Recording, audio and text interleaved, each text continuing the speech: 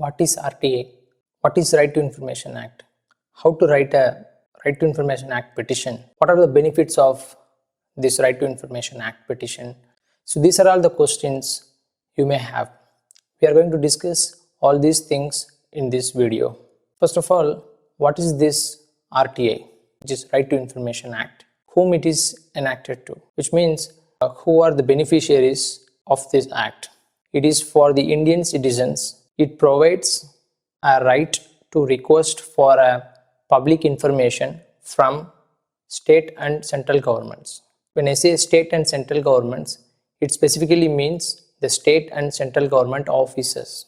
So when I say state and central government offices, all the public servants from state governments and central governments all come under this particular act. So what is the specific feature of this act and what are the highlights? We will talk about this. First of all, when I say it provides a right to request and information, the information is a public information. So when I say public information, so any information from state and central government offices, any Indian citizens can access that information and make use of for his purposes. That's why this act has been enacted. Very important thing is that there are exceptions. For example, an ordinary citizen of India cannot request for military information because the military information is highly confidential information maintained by the government.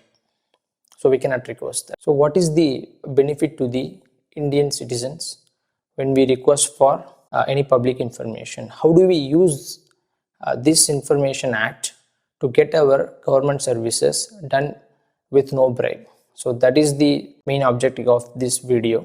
Before we get into how to write a Right to Information Act petition, we'll first talk about the highlights of this particular act. The first thing is, whenever a citizen requests for any public information to state or central government offices, the public information officer must respond within 30 days from the date of receipt of this petition.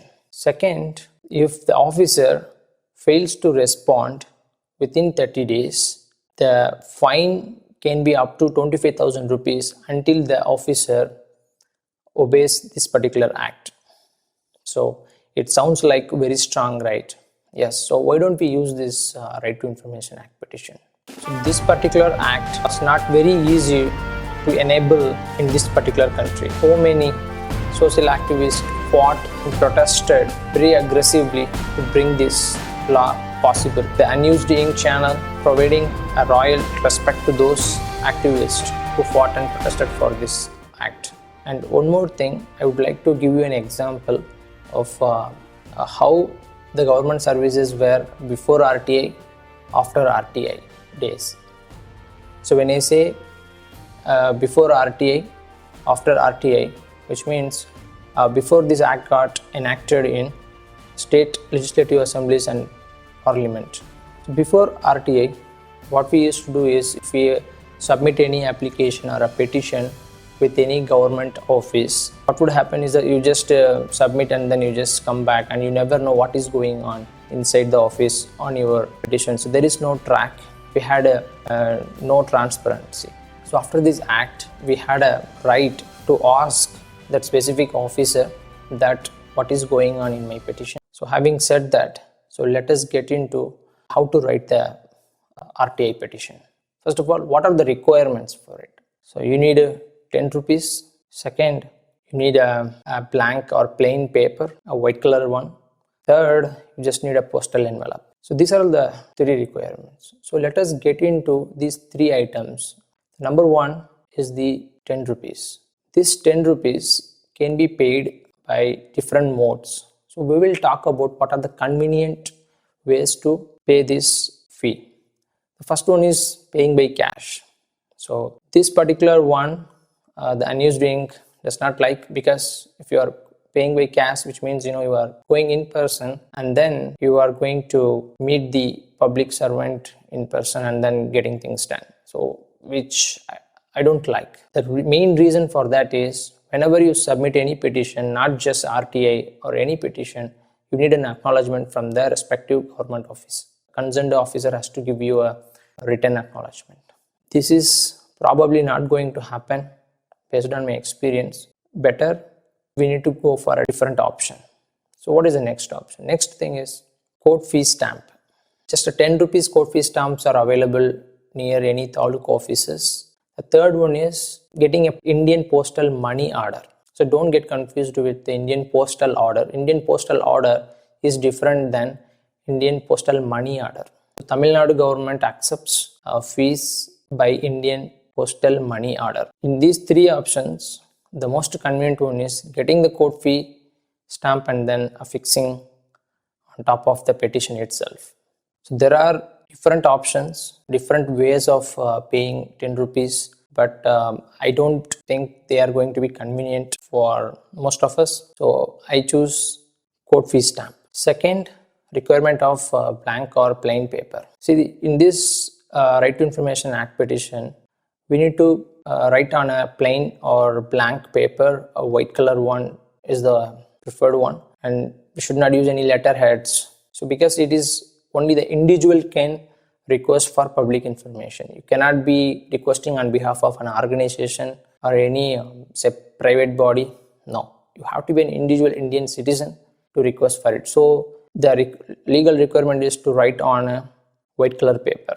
Third one is postal envelope. So you know why I prefer to postal envelope, because we are going to send this petition through registered post with acknowledgement due. That's why we are going to get an acknowledgement back from the public information officer as soon as the petition is sent by post in a registered post.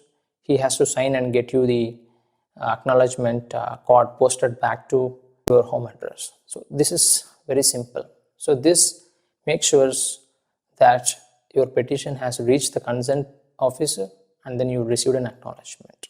These are all three requirements involved. So now main thing is when we go to petition, the first thing that you have to make sure is that date and the place, and then the two section where you just write the public information officer. Here in this case, I'm just taking an example of requesting information about Patta transfer applications. So I just mentioned the taluk office and then the specific taluk name, and then the city name, and then the district name, and then the pin code, and then the subject. So subject is about we are going to request information regarding the Patta transfer application, and you can see that I have mentioned a section 6 and subsection 1 of Right to Information Act 2005.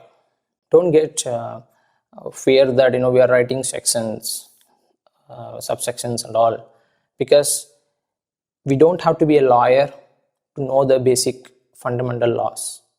The section 6 subsection 1, which means that particular section and subsection provides you a right to request an information in that particular act. Very simple. We don't have to be a lawyer to understand this. Section subsection means like in a regular books, textbook, we have a page number and then the line number. Simple as that. Let's take it that easy. So we definitely mentioned the section and the subsection. Section 6 subsection 1 that provides you the right to request an information. So we mentioned in the subject. And then in the main content, make sure we are not asking any questions.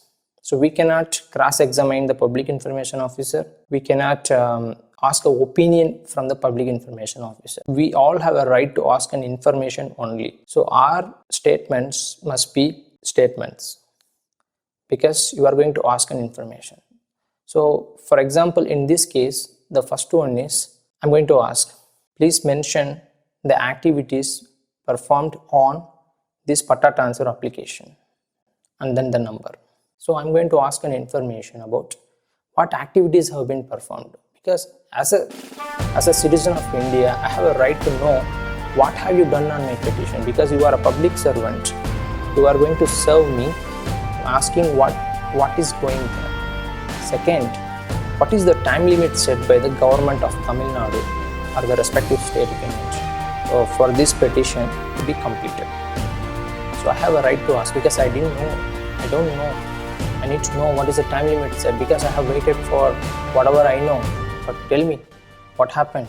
Third one is I'm going to inquire about the officers who are working on my petition now. I need to know what are their names, what are their designations, and what are their services to the government, years of experience to the government. I have a right to know it because I'm paying tax, they're getting paid from that. So I want to know why he's getting delayed, whether he's doing his job correctly, whether is he competent enough to handle that application. I want to know it as a citizen of India. These are all my informations I need from that officer. So this is a very basic way of asking information. And then there is a declaration section where you are going to say, again there is a section and then subsection. Section 6, subsection 3 of Right to Information Act 2005, what it says is, if these informations mentioned above are not available in your office, in that public information office, if it is not available, forward that to the concerned public information office. It can be any other different office. So you don't have to worry about it. The Act provides the provision for that public authority to forward and get you the information. So we are going to mention, we are going to tell we know this law. He cannot just reply that the information is not available. He has to forward, get it done. That is section 6, subsection 3. And then you have to declare that you are a citizen of India and your address is provided below.